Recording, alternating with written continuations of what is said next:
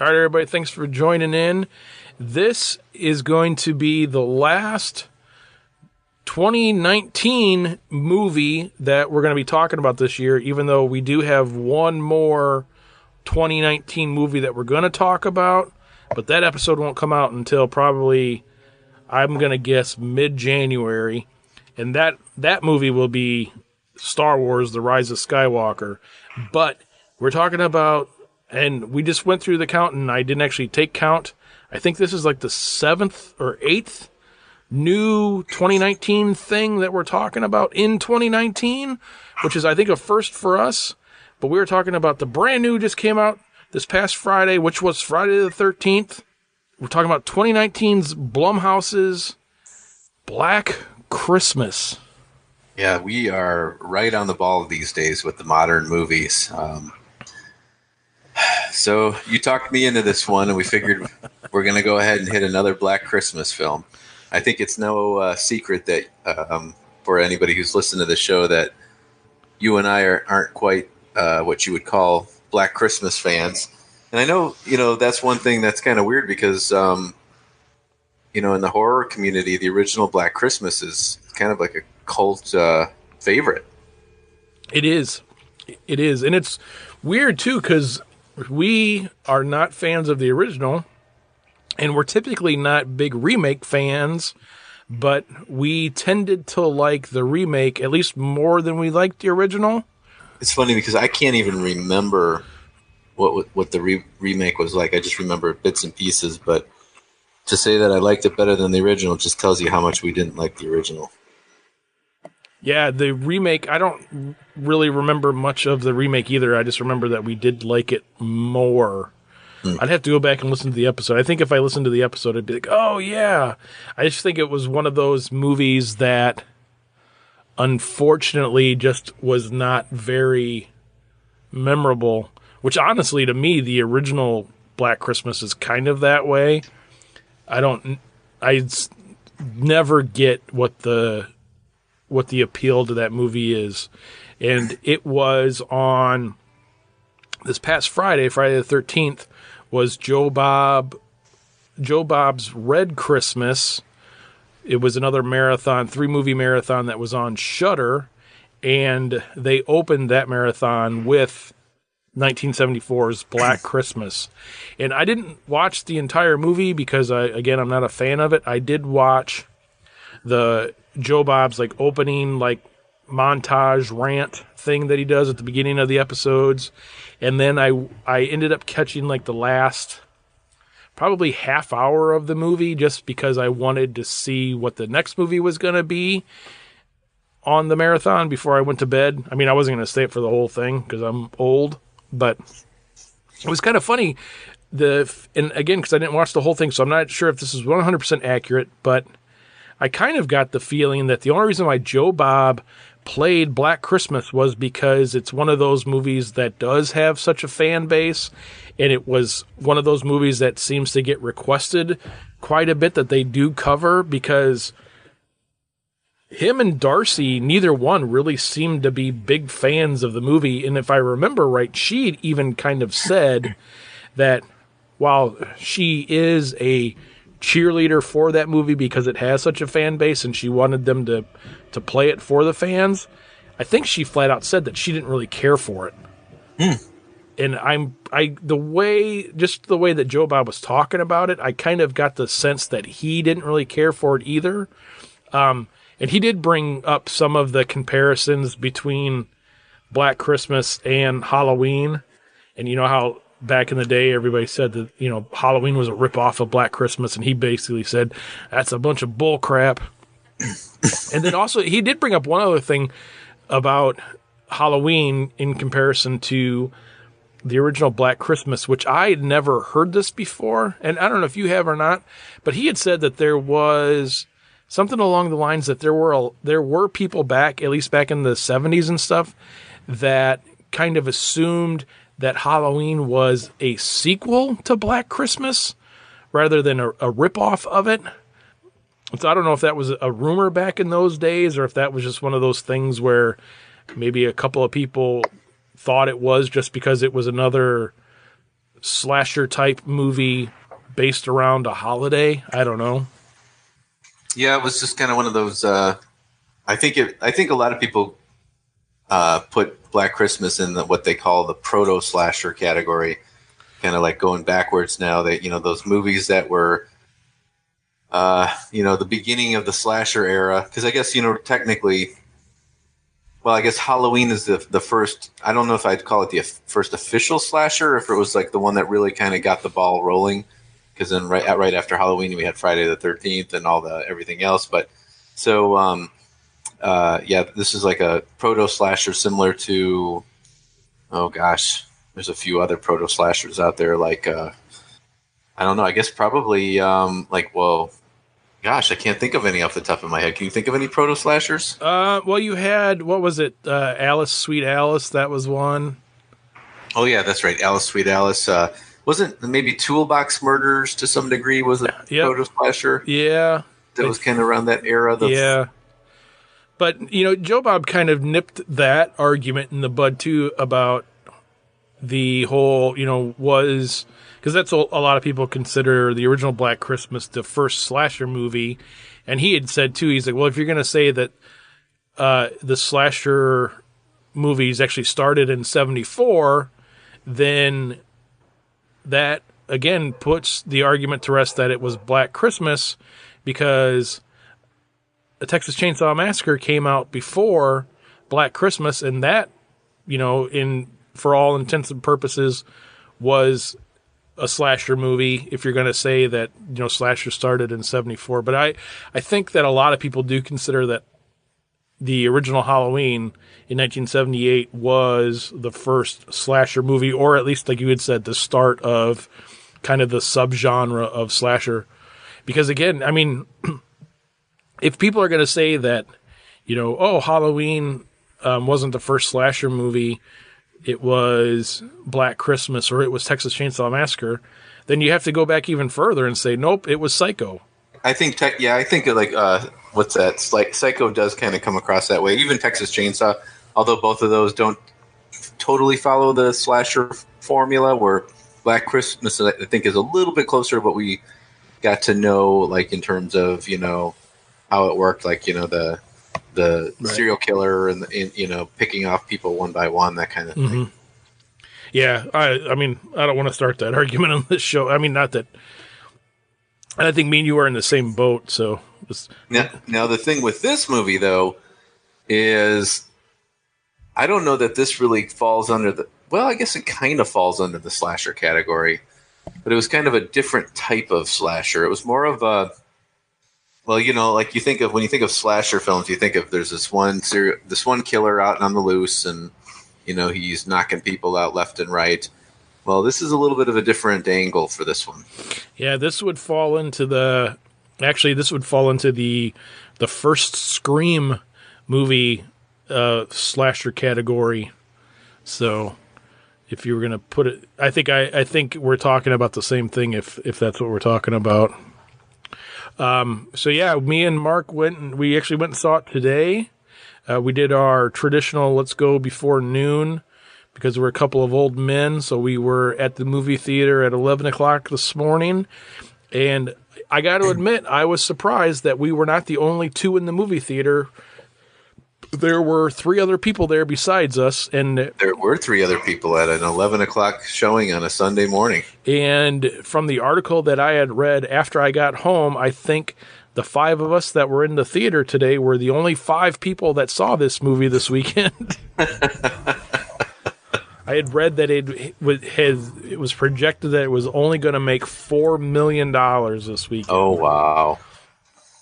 And yeah. I was also that same article. It was kind of an opinion piece, but they were kind of saying in that article that the combination of Dr. Sleep underperforming, which if you're a Stephen King fan and you are a fan of the Dr. Sleep book, I highly suggest that you go see the movie. It's pretty good. It's not, I mean, it is a sequel to The Shining, but it's not a sequel necessarily to the 1978 or 1980 Stanley Kubrick movie, The Shining. It is a sequel to that, but it also kind of fixes some problems with that movie compared to the movie and the book, but it's also a follow-up to the book as well. So I mean, but it's good. I mean, if you're a fan, I know a lot of people are, for whatever reason, go see that.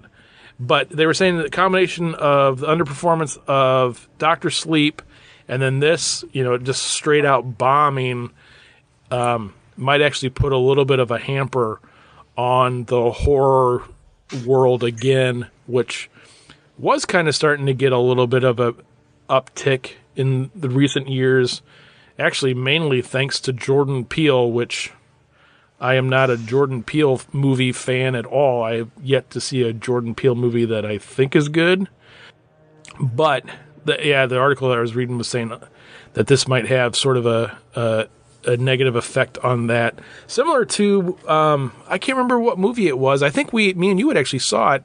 But remember a couple of years ago, before this whole Friday the 13th crap had started up, that there was, they were supposed to be going, ready to start shooting a Friday the 13th movie, and some horror movie bombed at the movie theaters. Oh yes, and they're like, nope, we're not making that movie anymore, and they completely canceled it. But I don't remember what that was. It was the Rings remake. Oh yeah. Yeah, and they were ready to go with a new Friday the 13th. They had a script and everything, and that was going to be the next direction. And then it bombed, and they said, oh, I guess horror movies aren't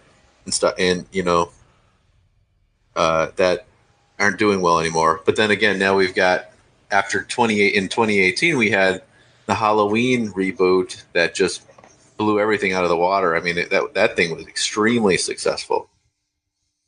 Yeah, which I was kind of hoping that was going to bomb, because that movie was a piece of crap. But that's neither here nor there. So hopefully it doesn't have a negative effect on the industry as a whole. We'll see, because I mean, yeah, Jordan Peele's still out there making movies, and like you said, the Halloween stuff is making movies.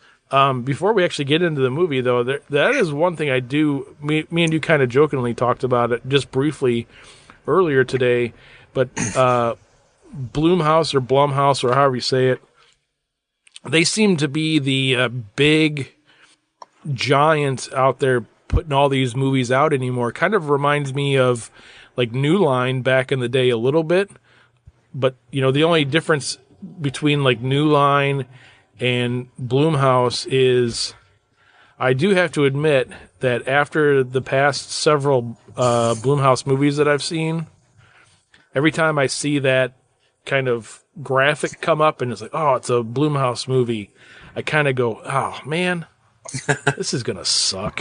Oh, so you don't get excited, huh, when you see that chair? No, not at all. Yeah, my biggest disappointment was the 2018 Halloween. That movie, they hyped that up so well. I mean, they had all the cast members, getting Nick Castle involved again. It just seemed like they had everything they needed to make the perfect Halloween sequel, and then it just didn't pan out the way I had hoped. So yeah, I was pretty disappointed too. Oh man. But yeah, so this movie, remake, second remake in the line of Black Christmas movies. So when was the last one? Was that 2006? Is that right? Yeah, it was in 2006. You're right. Okay, cool. Yeah, so 2006. I had that in my mind for some reason, and I was thinking that was right. But yeah, so 1974, 2006, and then 2019. And similar to the 2006 remake, even though that one I think was a little bit more based off of the source material or off the original movie than this one was. This one almost was more than being a straight up remake. This one was more of a kind of a retelling of this of the story, because there definitely was a lot of differences with this story compared to the original. There was a lot of negative press going into this movie. There was a lot, and I think me and you were probably on the same page with a lot of people that when like, why are you making this movie? Nobody's asking for another Black Christmas movie. And obviously that was what we said was correct, because nobody went to see it. And I don't think that this movie in 5 or 10 years or 20 years or 30 years is going to be a cult classic like the original is. I mean, there just wasn't a call for it. Unfortunately, I think this was, like you had said, Halloween 2018 was a huge success. And so these companies like Blumhouse were like, oh, let's start doing these remakes. That's what people want. They want these movies out there. But we're in such a weird place now where I remember back in the early 2000s is when remakes really started to take hold. And I think the one that really got the ball rolling was that the Platinum Dunes Texas Chainsaw Massacre remake, because it was such a big success. A lot of people love that film. And, that kind of got things going. And obviously Rob Zombie's Halloween a little later on. And, pretty much every horror franchise was remade somewhere around that time and continues to be remade.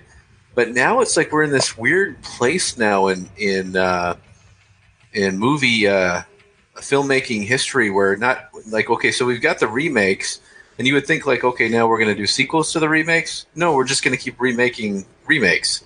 So like, Halloween, for example, like we've got Rob Zombie remade Halloween, and what was that, 2007 or somewhere around there? Yep. And then, okay, so it's been remade, so why don't we remake it, but let's just call it a reboot. So then we got the 2018 Halloween, and then they're doing a trilogy there, and then we've got this movie, the Black Christmas film. It was already remade, like we said. It was 2006, a year before Zombies Halloween. They already remade this film. So what did they do? They decided, we like that name, that title, Black Christmas. Let's just go ahead and remake it again.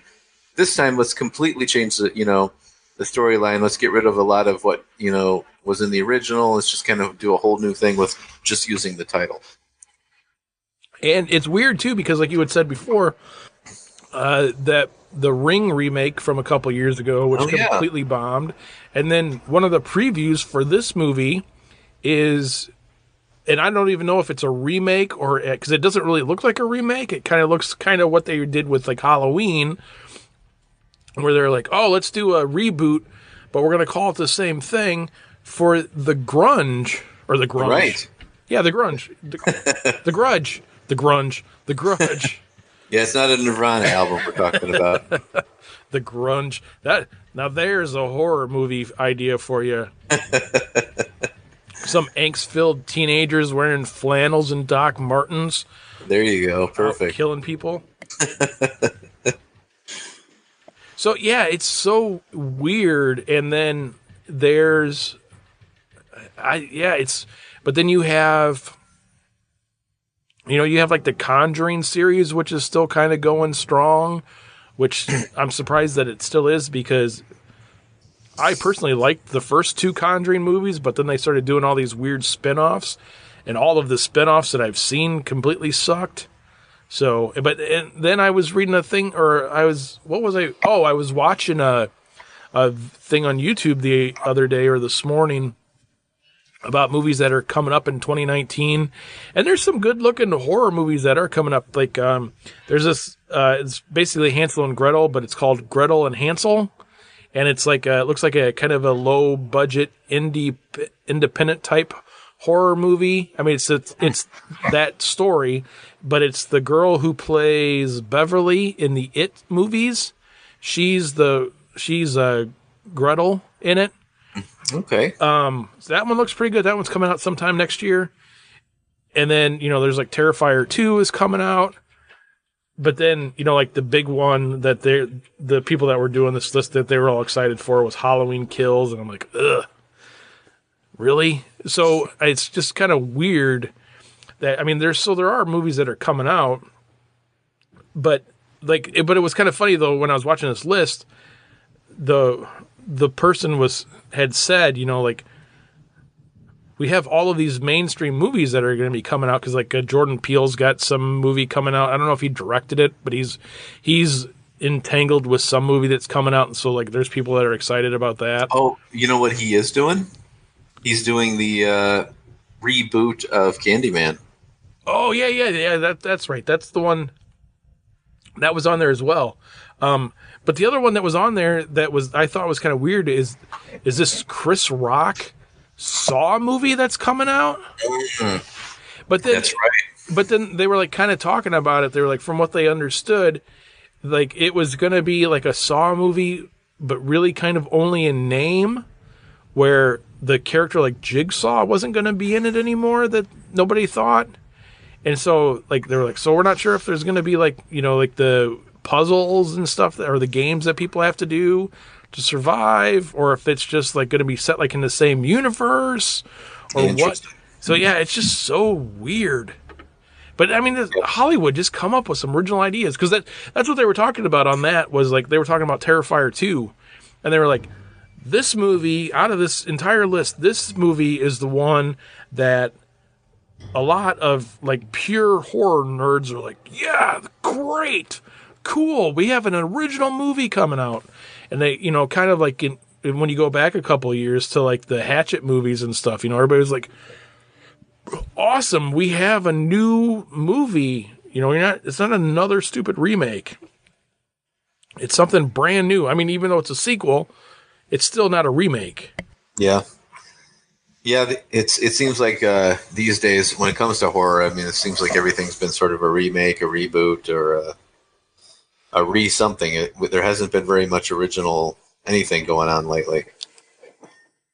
So we are over 20 minutes into this episode. Probably should talk about the movie, huh? Why? Not much to talk about, really. Well, anyway, I mean, I guess like you know, they do. It's again, it's a sorority house film and about a bunch of, you know, girls in the sorority, and they're getting ready for the Christmas vacation, and you know, lo and behold, we get some kills, and we don't know who's doing what. Well, I got to tell you, it wasn't very hard to figure out who was doing what. The one thing I will say, well, there's a couple of things, but the first thing I will say, and this isn't actually a ding against the movie, this was a thing against the movie theater. I don't know what the hell was going on, but that movie was freaking loud. It was pretty loud. Like, all the jump scares were like way too loud. Yeah, that was, I mean, by the time that movie was over, I was like, thank God this movie's over, because I'm going to get a headache if this goes on any longer. Because it was just loud. Yeah, they did kind of crank up the volume for that one. But yeah, the movie was very predictable, and I kind of knew that going into it. Just some people I don't remember where I saw it, but somebody had said something back. Even like if you just watch the trailer, you kind of like, oh, okay, yep, I got it. I know what's going on with this movie. Which isn't the only movie that gives way too much away in trailers. Oh yeah, but the movie is very predictable. The other thing that I will say about this movie it was not pulled off very well, if this is what they were going for. But one of the other things, like going into this movie, that I had read was that this movie was going to kind of be the Me Too movement movie of the horror world.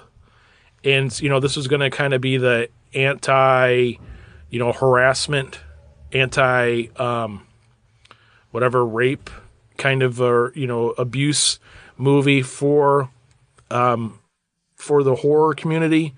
And I got to admit that even though you could definitely get that sense that that's kind of what they were maybe trying to do, they did not execute that very well at all, because that was, it was overly preachy in some parts, and there were a couple of parts in that movie where I don't know how you felt, but I was just kind of like, this is kind of making me feel a little uncomfortable. Yeah, you know, like it was like overly preachy, and then in some parts, but then it turns out that okay, so, and I'm not saying that anything in that realm is okay. Like if you're, you know, touchy feely and you're not supposed to be, then, you know, that is wrong. But the messages that they were trying to, if that's what they were trying to do, to me it missed the mark, because like, oh yeah, the women are right, and and they're the ones that are in the right on this topic or whatever. And then they turn out to be, mass murderers. Because that one scene towards the end of the movie where they locked all of the guys in the room, like every one of them. I'm like, okay, well, that just you just kind of pissed all over your argument there. Yeah, it was, and then there was that one real weird scene that we saw, like where this like they go to that one house where the cop shows up, and like he jumps in, and like those girls are like on top of the guy, like stabbing him. It's like, where did that scene come from? It was it was so weird, and that was kind of what you were talking about before. So this movie was only rated PG-13, and you were telling me earlier today that you had heard that it kind of was going to have this feel that it was a bad edit job because maybe it had an R rating or was going to get an R rating, and they cut it to where it was going to be only a PG-13 rating. And so like that scene too, because it was so weird because like this cop like opens the door and you're like, wait, who are those people? But it's like real quick. It was almost like it was like left in on accident. Yeah. But then they explained it later on, but it was like one of those things, like it was really bad. And then there was like, there were a lot of scenes like that, like you said, where like it seemed like they cut away before you saw anything. And another one was where, they find the body in the attic, and like she turns the chair around, and the body, you see like right when she turns to the side, you see like a shard of glass that like seems to be sticking out of her head. But right before you could see anything, they cut away real quick. Yeah. It seemed like a bad edit. Kind of very, what it reminded me of actually? Well, this movie, they could have kept all the gore probably in 2019 and released it with an R rating, and it would have been fine. But they were obviously shooting for the PG-13 to get more people in the seats, which obviously didn't work, looking at the box office. But the way they cut this film reminded me kind of the original My Bloody Valentine, where like, the cuts were so obvious like that there was a lot more to be shown, but they didn't show it. And it just seemed like huh? Oh, okay. So you're going for the teeny bop audience, huh? Yeah. Yeah, that was really, really weird. That was my biggest complaint about it was like overly preachy, but the way that it was overly preachy, like it missed the mark. I mean, if you're going to make a movie and that's going to kind of be your topic of the movie is, if it was going to be, because that was the thing too, like it wasn't really a revenge movie, because I was kind of going to, when it started and that's the way that they were going with it, that's kind of what I had in my mind was like, oh, okay, so this is going to be a revenge movie. Okay, those are cool sometimes. But it wasn't really a revenge movie. And then it wasn't, but it was just weird because, I mean, murder is not the answer for rape necessarily. So, yeah, very strange film. And then like the whole like, basically, it's like a cult of like the professor has this cult of guys that in the college, and how they all kind of do this like ceremony, like this, kind of what secret society type skull and bones type ceremony in the back of the college. This was probably what the George Bush was doing back in the day. But I mean, this is like, it's that kind of like, they went with that route instead of like the original with where they did the whole like serial killer, like the Billy character, where it was this mysterious kind of crazy guy hiding around in the shadows. Instead of just having this like these frat guys that were doing this sort of like ultra pledge kind of thing, or whatever you want to call it, initiation kind of thing. Then they like went this, and I think you missed part of this because you were, you had gotten up a couple of times. I think about 5 times. But then they're like trying to explain what's going on, and then they throw this weird like supernatural thing into this whole mix. And so these guys are like possessed somehow by this founder of the university, and they don't bleed. They're like excreting out this like weird oil stuff. That it just wasn't done very well at all, and it was like one of those things where maybe some stuff was cut that would explain it a little bit better. It was just really, it wasn't good at all. No, it was not. It wasn't. I'll be honest with you. Like when the movie started, like, and it kind of with the opening scene, and then going into where we get to meet the first or the main character, that actress, and you have the tracking shot of her walking, to the college, and they've got that music in the background. I was like, huh. They're kind of, they're really, they're creating a good mood here. I can kind of feel where this is going, and it seemed like it was. I was sort of giving it a chance at that point. I was like putting away my own bias of like, this is the second remake of a film that I didn't even like the original, and I didn't, and like the first remake was like decent, but it wasn't anything that I could even remember, and I was, this is definitely wasn't something that I was looking forward to seeing. But all of a sudden my mind started to open at the time, and I was like, well, you know what, this might turn into something good after all, and.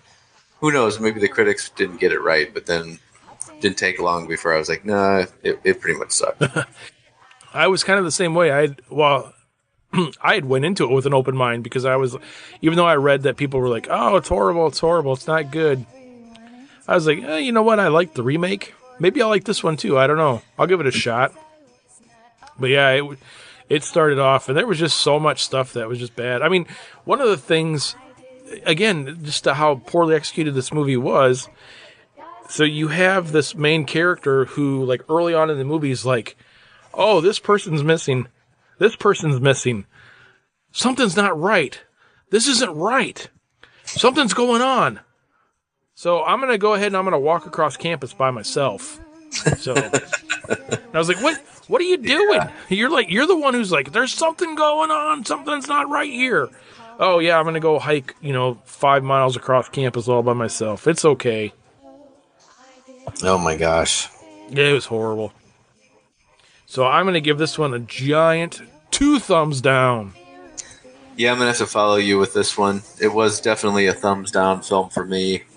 That's too bad because, looking for, it's always nice to have a good horror film for the Christmas season, and this one just didn't take the cake. I would still like... if I would recommend if you're looking for something this holiday season to, kick back in and watch Tossin' Krampus. That's a classic. That's like a modern classic in my opinion. But yeah, Black Christmas 2019, no go for us.